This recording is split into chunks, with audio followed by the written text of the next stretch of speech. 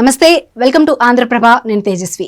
ఏపీలో వైసీపీని తిరిగి అధికారంలోకి తెచ్చుకునేందుకు అన్ని అస్త్రాలు సిద్ధం చేసుకుంటున్న సీఎం వైఎస్ జగన్ ఈ నెల 16న కీలక ముహూర్తం సిద్ధం చేసుకున్నారు. ఇప్పటికే రాష్ట్రంలోని దాదాపు 90 అసెంబ్లీ సీట్లతో పాటు పలు ఎంపీ సీట్లలో ఇన్ఛార్జీలను మార్చేసిన జగన్ ఇప్పుడు తుది జాబితా విడుదలకు ముహూర్తం రెడీ చేసుకున్నారు. అలాగే మేనిఫెస్టోని కూడా ప్రకటించి ఎన్నికల సమరానికి శంఖారావం పూరించనున్నట్లు తెలుస్తోంది. వైఎస్ఆర్ జిల్లా ఇడుపులపాయ వేదికగా ఈ నెల 16న వైసీపీ అభ్యర్థుల తుది జాబితాను జగన్ రిలీజ్ చేయనున్నట్లు తెలుస్తోంది. అదే రోజు ఇడుపులపాయలో వైసీపీ మేనిఫెస్టోను కూడా విడుదల చేసేందుకు సీఎం జగన్ సిద్ధమవుతున్నారు. ఇప్పటికే అమలు చేస్తున్న సంక్షేమ పథకాలను కొనసాగిస్తూనే మరిన్ని ప్రజాకర్షక పథకాలను అమలు చేసేందుకు వీలుగా జగన్ మేనిఫెస్టోకు తుది మెరుగులు దిద్దుతున్నారు. ఇందులో పింఛన్ల పెంపు, డ్వాక్రా రుణమాఫీ, మహిళలకు బస్సులో ఉచిత ప్రయాణం వంటి పలు అంశాలు ఉన్నట్లు తెలుస్తోంది.